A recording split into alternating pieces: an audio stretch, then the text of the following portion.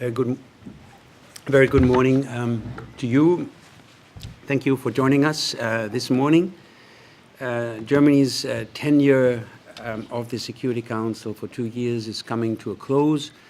So therefore, we thought it's fitting to wrap up our 2 years in the Council. And let me first make some general remarks and then maybe go into specifics, and we have a time for question and answers.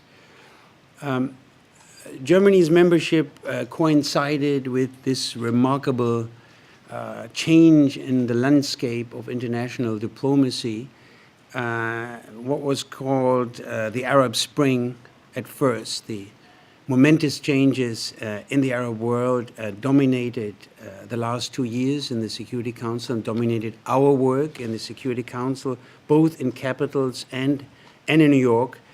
And I think it also brought back the Security Council to the limelight of international diplomacy, of international relations, and it very much shaped those events in the Arab world, very much shaped the perception of the Security Council and of the United Nations at large. Now, the German government took those events in the Arab world very seriously right from the start. We realized, and we had no doubt, that those upheavals would have a fundamental impact on the stability and the security in the region. So our approach in dealing with the change, the momentous change in the Arab world was based on two beliefs. Number one, the earlier the Council acts, the better. We shouldn't wait until the death toll becomes unbearable to have the international community get engaged.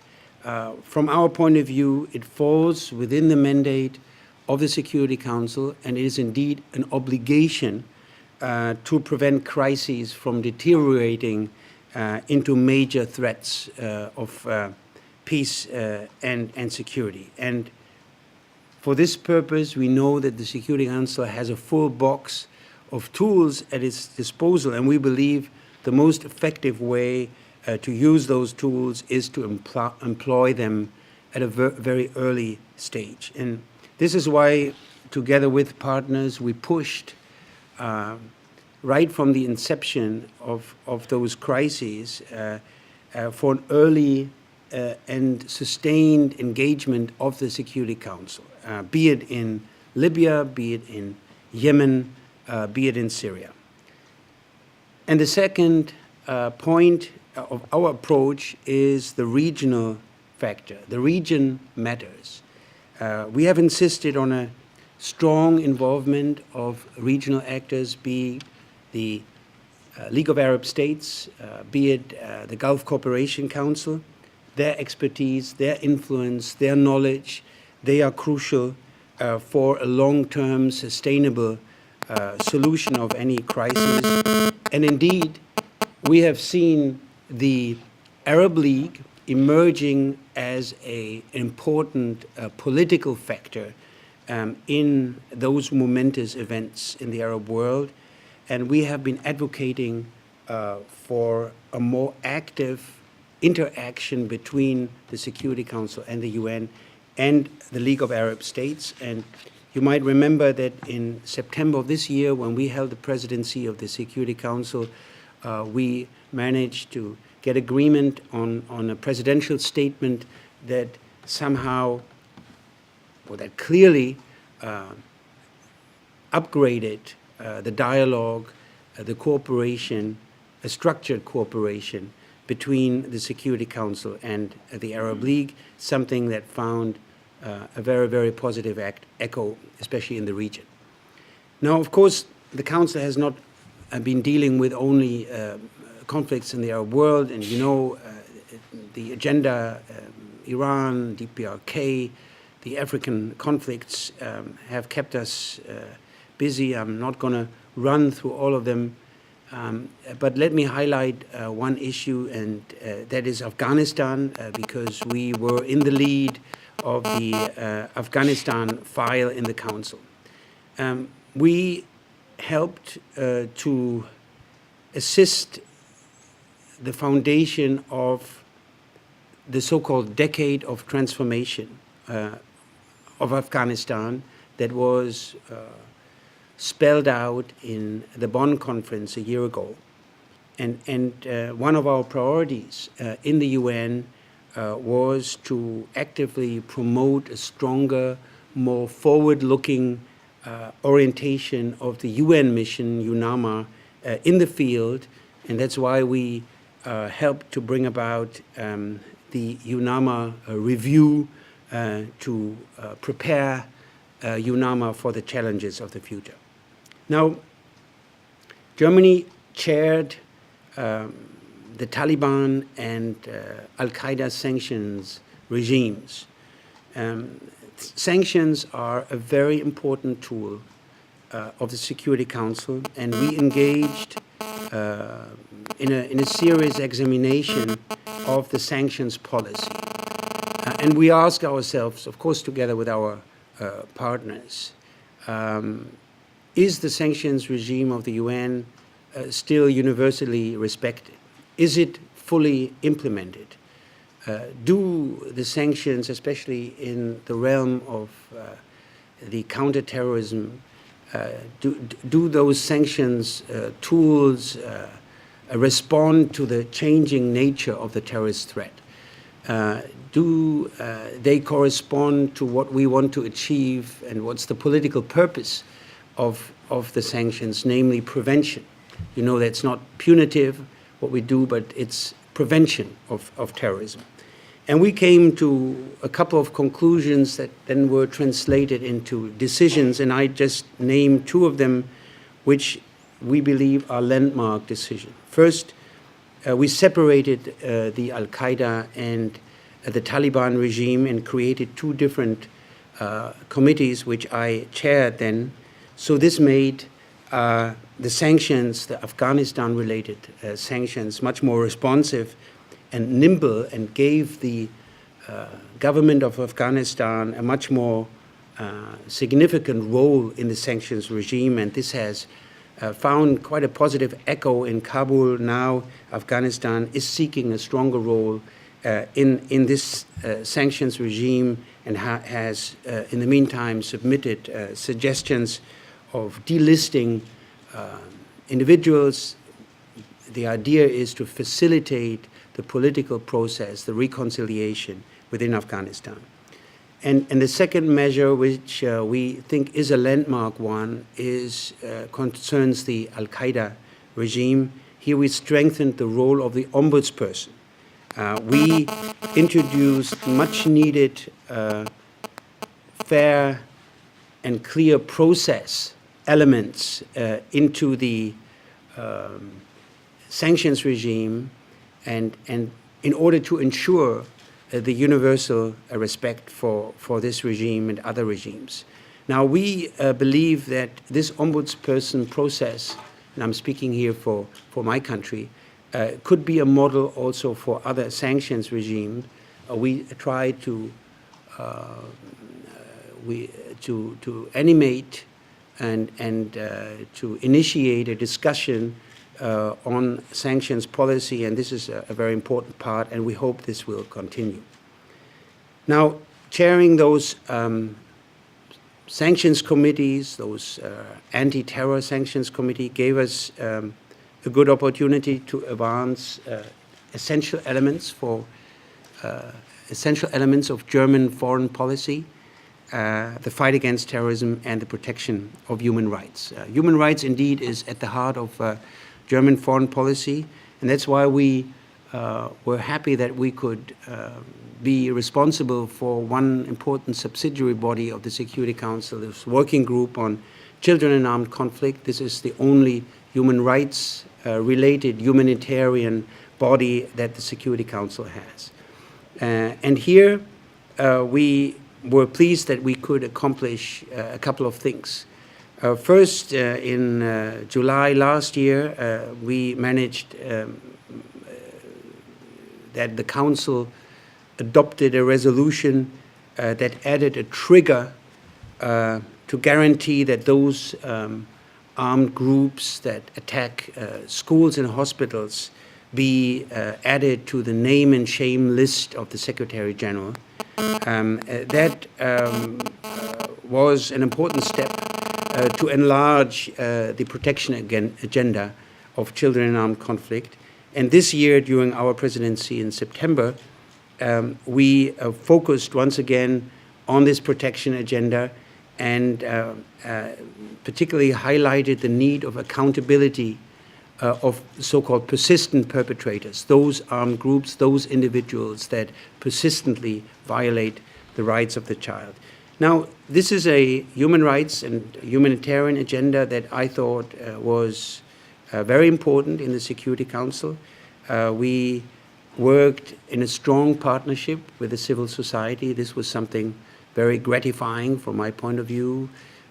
There are a lot of well-qualified, very knowledgeable NGOs active in this field, and this is, I think, also emblematic of what I think we should do as states in certain areas, work with NGOs from different angles to achieve progress, especially in the field of human rights and humanitarian issues.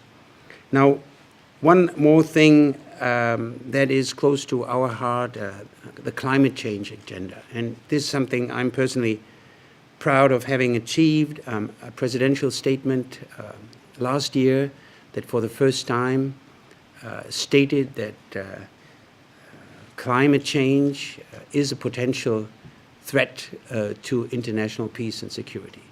So we put climate security on the map of the Security Council, and that's not, as we see it and others, that's not a small achievement considering the context in which we are operating. Now, let me sum up, let's say, our approach to conflict resolution over those 2 years. First, as I said before, we believe that whenever conflicts arise, the international community, especially the Security Council, should act early. So we are a staunch advocate of a preventive diplomacy. The later we act, the harder it gets. And Syria is a very clear, and if I may say so, depressing showcase in this regard. Second, solutions have to be built on regional expertise. Local and regional players need to be involved. And there won't be any sustainable solutions against regional actors. And third, human rights and accountability. There are no obstacles to peace, but there are necessary requirements for any durable and stable and sustainable conflict solution. Now, a very final word on how we try to conduct our work. We are Europeans, and we are convinced multilateralists, so we have pursued partner-based policy in the Security Council, strong emphasis on cooperation. We try to be as transparent as possible, build confidence among the various groups in the United Nations. And Germany, of course, remains beyond this time of the Security Council a important contributor to the maintenance of international peace and security. When we were elected 2 years ago, we wanted to create an added value for the wider membership. Now, it's of course not for us to make a judgment, but I think everybody else can do that. But I think we did our best to make that happen. Myself and my very able first-rate staff that I had, one of them sitting right next to me, and we tried to do our best to add value to the work of the Council. So let's leave it at that, and I'm happy to take questions from you. Mr. Ambassador, on behalf of the United Nations Correspondents Association, thank you very much for doing this farewell press conference. We know it won't be the last that we all see of you, and thank you for being so available at the Stakeout. Mike, I have two questions. The first is, obviously there have been some serious frustrations during your time at the Council, probably starting with Syria, which has encompassed quite a bit of it. I wonder if you could talk about that, and I would be remiss if I did not ask if you had any thoughts on Ambassador Rice's decision to withdraw her name from consideration as U.S. Secretary of State. Well, let me start with the second. I cannot comment on the process that has been unfolding and is unfolding over the past weeks, but let me say a personal word. Susan is a brilliant professional diplomat and a great colleague, so I enjoyed and hopefully will enjoy working with her. On Syria, the frustration, indeed, I indicated that we are frustrated that the Council could not act earlier when it had the chance to prevent a disaster that was unfolding before our very eyes. There were a couple of forks in the road, Security Council resolutions on the table, and of course we belong to those who regret that the Council could not find unity to prevent this crisis from deteriorating. But we have to look ahead. We see some movement in Syria on the ground. We see some movement in getting a unified opposition to become the representative, the legitimate representative of the Syrian people. Last couple of days ago, the Friends of Syria acknowledged that the national coalition is the representative of the Syrian people. So we have a strong interlocutor now, and we hope that also with the help of Mr. Brahimi, we can make headway in initiating a political process of transition.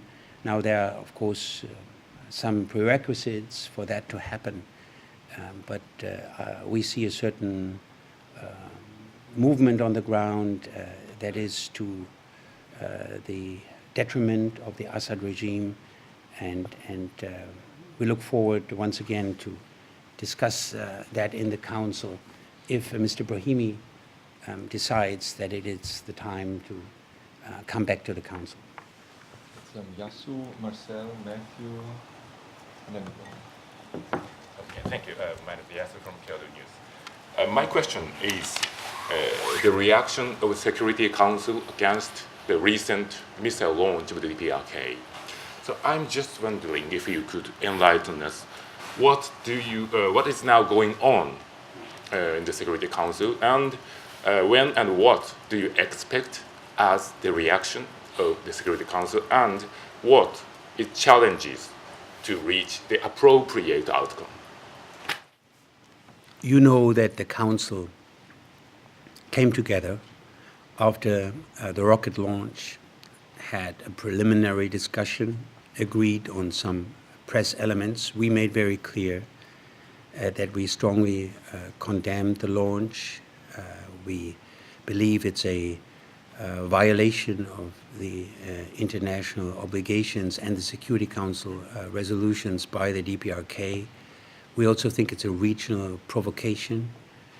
We expressed our sympathy for the people in Japan and South Korea and the adjacent countries. And we spoke out in favor of a strong reaction, a strong message of the Security Council, and we advocated for a resolution imposing additional restrictions on DPRK to make it clear that the international community does not tolerate that violation of the international law. Now, we are at the beginning of a longer process, and there are some talks outside the Security Council, and the Security Council is, of course, also seized with the matter and will be coming back. I, at this point in time, would rather hesitate to predict what the outcome of those contacts are. Again, most members of the Council, and we are among them, want a strong reaction in form of a resolution that sends the right message to Pyongyang. Marcel? Thank you, Ambassador. The Security Council is now dealing with a very serious crisis in Mali, which is due in part to proliferation of weapons from Libya, another crisis that the Security Council is deeply involved with. In retrospect, do you think that there's anything that the Council could have or should have done to prevent or at least minimize the cross-border consequences of that kind of conflict, and what should the Council do in the future to prevent that as well? Well, indeed, the crisis in Mali is part of a wider challenge in the region, in the Sahel region. There are, it's a multifaceted crisis, and the trafficking of arms, the flow of arms is one aspect, one important aspect. There's the terrorist threat. There is a big humanitarian threat. There are political challenges, and everything added up in the case of Mali in a worrisome political crisis. Now, the Security Council is engaged. On the wider context, we had this discussion a couple of days ago on challenges to the whole Sahel region, and we are engaged now in a negotiation on a resolution. That is ongoing. There is consensus in the Security Council on the urgency to act. Nobody contests that. There is a wide consensus on the needs for a strong political track, a roadmap that has to be devised by the authorities in Bamako, negotiations with the North, and eventually an authorization of a military option that should serve to underpin the credibility of a political solution. So this two-pronged approach, I think, is very much part and parcel of the mainstream opinion in the Security Council. Now, those negotiations are continuing. They have been complicated somewhat by the latest events in Mali. Also here, a great deal of agreement that the military should not abuse its influence to intervene in the political life, a great concern that the political process in Mali can at long last make progress, and of course those recent events have not helped but rather complicated the situation. But I think the urgency, the sense of urgency will prevail, and I'm hopeful that we are making headway to adopt a resolution on Mali rather sooner than later. Just one follow-up. Is there any discussion within the Council that the solution that you're proposing for Mali might have consequences for Mali's neighbors in the region? There's a strong awareness that the situation in Mali has wide-ranging regional implications. There's a strong sense that terrorist-affiliated groups in the north can contaminate the whole region, and this is part and parcel our sense of urgency that we feel and the responsibility of the Security Council to act. Thanks. Matthew? Thanks. On behalf of the Free UN Coalition for Access, thanks for the briefing and also for the time you spent every month trying to explain the views of Germany. The views were appreciated. I wanted to ask you about your role as the chair of the Taliban Al-Qaeda Sanctions Committee. At an event earlier this month in your mission, Ben Emerson, the special rapporteur, said that the committee and therefore the Security Council uses information that's obtained by torture. And the ombudsperson, Kim Prost, said that at least 2 of 22 cases she reviewed had plausible evidence or plausible arguments of the involvement of torture. So do you think in your 2 years you've done enough? What more can be done, including but not only so that cases aren't lost at the European Court of Human Rights on this basis? We had this discussion outside the committee. We organized a couple of events in the German House in order to discuss this and wider questions of sanctions regimes. We think, and as I pointed out in my statement, that the tool of sanctions have to be kept up to speed, have to respond to the changing nature of the threat and to the rule of law needs that we all think is necessary, also in a body like the Security Council. Now, Mr. Emerson has written a rather critical report on the Al-Qaeda sanctions regime as far as the rule of law elements, the clear and fair procedure elements are concerned. And we had a controversial discussion with him, and you might remember that there was a exchange of views also between the ombudsperson and Mr. Emerson. The committee itself has not been seized with this question that you are mentioning. It has never been relevant in our concrete discussions.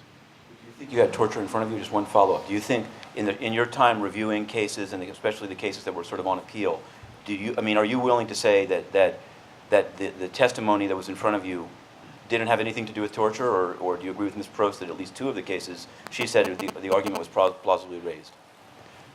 You know that the system of the ombudsperson works now in a very thorough way. A petitioner seizes the ombudsperson, and she spends usually a month in evaluating the case and then presents reports to the Security Council. And those reports are confidential. This is why I cannot speak about the contents of those reports. Thank you very much, Ambassador. I would like to ask about the Security Council reform. Having served the Security Council for 2 years, what kind of necessity for Security Council reform did you discover or rediscover? And how have you tackled the necessity? Well, you might know that the Security Council reform is not discussed and not decided upon in the Security Council, but it is a matter of the wider membership of the General Assembly where this is a topic of discussion. But of course, reform issues come up in the Security Council. They are mainly concern the working methods.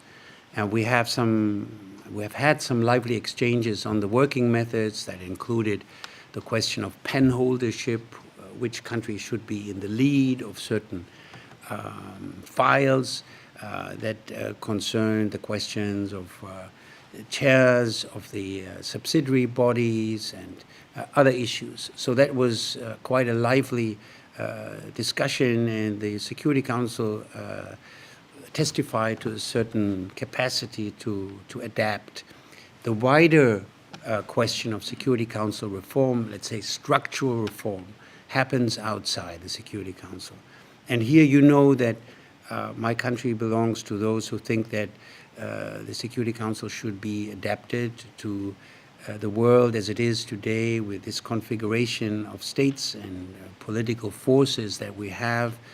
And I think we are in the mainstream of those countries who think that the Security Council is in need of a thorough reform. We think it should go beyond a cosmetic reform. It should entail a change in the representation. We believe that the great nations, the great emerging factors in the South should have a major say in a new Security Council, and the large contributors to the UN as well.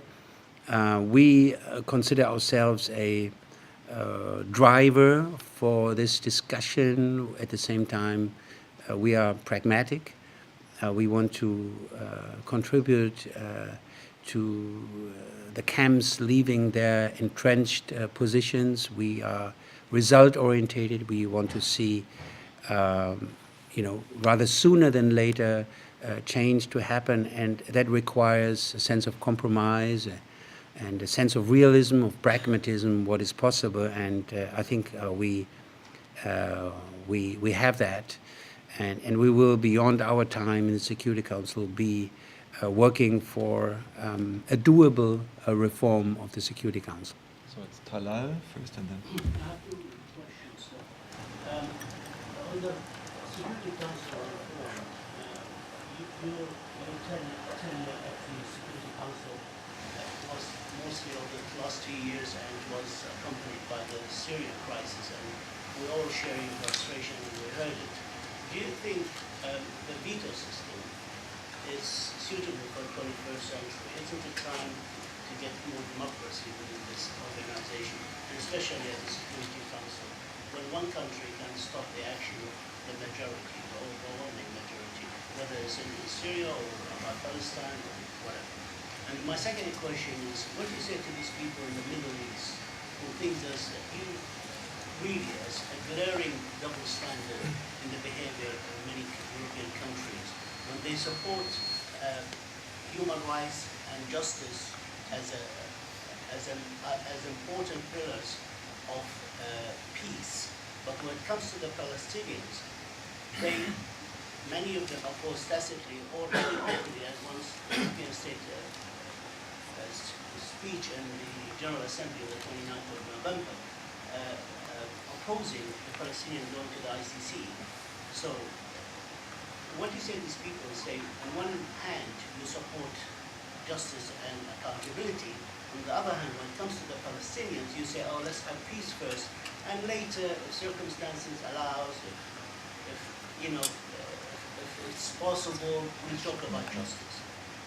There are a lot of criticism in the Middle East. What do you say to these people who criticize the Europeans who do not support the Palestinians bid to go to the ICC because, so to speak, it can just peace on us? First, on your question on the veto is part and parcel of the Charter. This is part of the Security Council, and you might not like the veto in specific questions when countries wield it, but it's a reality, and it's the Charter, and I think we will not contest that. On the question on double standards, the situation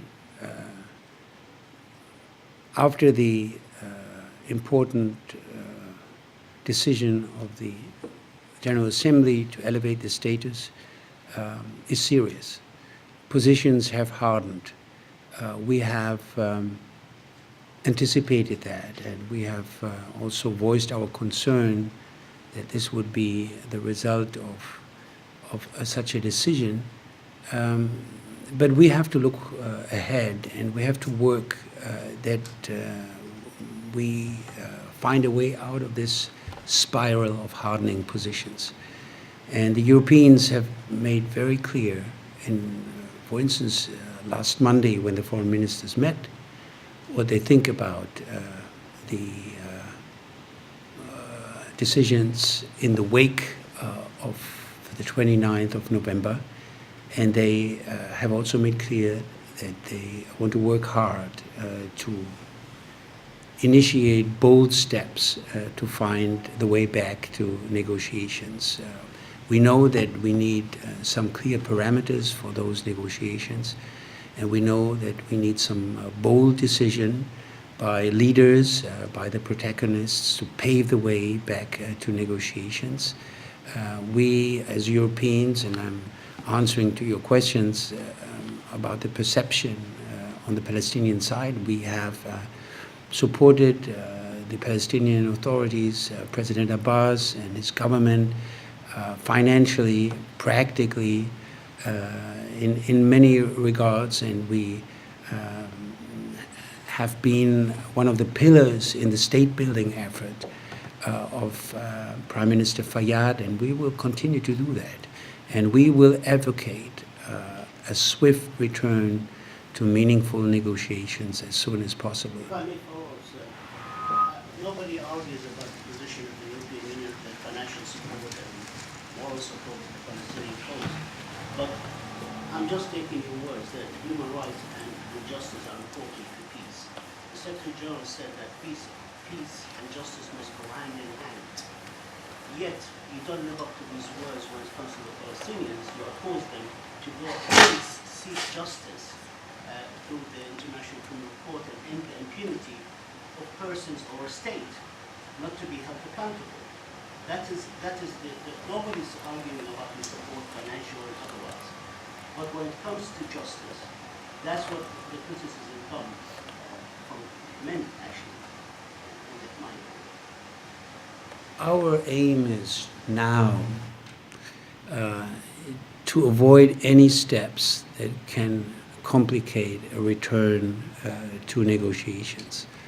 And I think this is what we all should work for, pave the way to have a perspective, once again, for direct negotiations.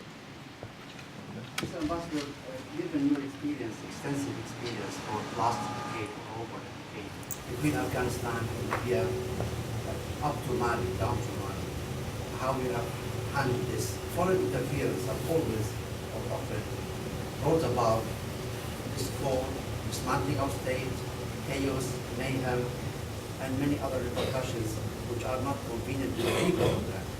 How do you guarantee that what's going on in Syria now will not end up the same situation like what happened in Libya or in Afghanistan, that the area could go out of control? You condone, the advance achieved by the opposition recently on the ground, and you showed optimism about that. But however, how do you envisage the situation in Syria will be after, if these armed groups, and many of them have shown to be extremists, take over? What's going to happen to an area which is adjacent to Europe and very close to a sensitive area like the Gulf States? Well, I have to be very clear on your question. The responsibility for this disaster in Syria, humanitarian disaster, regional spillover, more than 40,000 dead, great tragedy brought upon this country. The responsibility falls squarely with Assad and his regime. I think that's a clear-cut case. There were many forks in the road where Assad could have changed his course and where this slaughtering could have been avoided. He chose otherwise, and I think he will have to be accountable one day for all the crimes that have been committed in Syria. So it's not a question of foreign intervention. You know that nobody in the Security Council has ever spoken out of any foreign military intervention. This was never an issue. We tried our very best to prevent worse from happening. It was not to be, and the responsibility for that falls on the Assad regime. Sorry, to follow up on that, but with regard to foreign intervention, from all the conferences, the so-called Friends of Syria, many countries have pledged aid, and many of them expressed willingness to send weapons, like Saudi Arabia and others. They said openly that the solution is militarily. And obviously many states now show optimism because of any military advancement by the opposition, which are supported and offer our foreigners coming from abroad. Nobody in the Security Council, and I was there, ever pleaded for any kind of military intervention when I was present in the deliberations in the Security Council. Thanks, Chris. Mr. Ambassador, I have two very short questions. The first one is also on Syria. Do you think that the Security Council has failed his obligation in that case? And the second question, it's a very German question, do you think that your country is any closer to a permanent seat in the Security Council after these 2 years? Well, on Syria, the Council could not find unity, and the reason is that two members of the Security Council wielded at important points in the development, wielded their veto, and therefore the Council was not able to act in a way that we thought would help to solve the crisis. That's sort of a factual statement. Now, on the issue of the Security Council reform, I made it clear in my previous answer that Security Council reform is not being decided upon in the Security Council, but outside in the wider membership. The discussions there are continuing. The need for reform is universally acknowledged. What is lacking is a consensus or a great majority of countries who can rally around a particular model. We are in serious, though difficult discussions on that. It will still take some time to make headway. As I said before, Germany considers itself as a driver for reform, with the need and the desire to have a structural reform, but at the same time with a great deal of pragmatism and a desire to bring the various camps closer together. It's Tim and Evelyn. From a committed European nation and a committed multilateralist, what impact will the financial crisis in Europe have on Europe's links with the United Nations? The talks are going on now for the share out of the budget. Is Europe paying too much? Emerging nations have to pay more? Well, the international obligations of each and every individual country in Europe have been remarkable in the past. We are a big donor if you consider the 27 countries together. We make up about almost 40% of the regular budget. And in terms of voluntary contributions, it goes far beyond that. So the European Union, the European countries are a major donor to this institution. Now, each and every one of us in different form in the wake of the economic crisis is facing budget challenges, and most countries rather courageously have kept up their level of support in development and humanitarian aid, and I can certainly speak for my country that we have not cut across the board our aid to the United Nations. But that is a challenge, a political challenge that each and every government has to face, also vis-à-vis their respective public opinion, to justify that we keep up international development aid, although the economic situation at home is deteriorating. But grosso modo, we, and I speak also for my country, we have not wavered in our financial contributions to this important institution here. The final question goes to Evelyn. I would ask something, a follow-up on Mali. Is anything possible there without military intervention, since the jihadists seem to have taken over practically a whole country? And by that I mean Algerian troops to help ECOWAS on the ground and air cover from some Western nation that has the ability to, with satellites and so forth, to see what's going on. Other people have suggested this, and I'm just asking you if that's at all part of the thinking. Our approach is two-pronged. Strong emphasis on the political processes. Everything that we do in Mali has to be embedded in the political processes within the institutions in Bamako and vis-à-vis the north. But then we have to have a credible military option to complement and reinforce those processes. And we are about to decide about the authorization of a military option.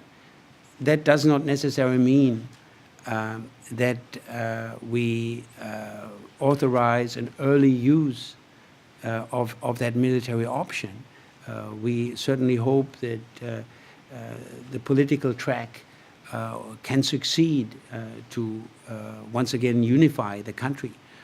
But there has to be that option, and those two tracks of one approach, they hopefully complement each other. The discussions on the resolution are continuing. Hopefully they can come to a conclusion rather soon. Thank you so much for being with us today and for our cooperation over the last 2 years. It was a pleasure working with you. Oh. Yeah, Ambassador, on behalf of the United Nations Correspondent Association, we really would like to thank you for your presence here in the Security Council, and we appreciate your cooperation. It was a pleasure. Thank you.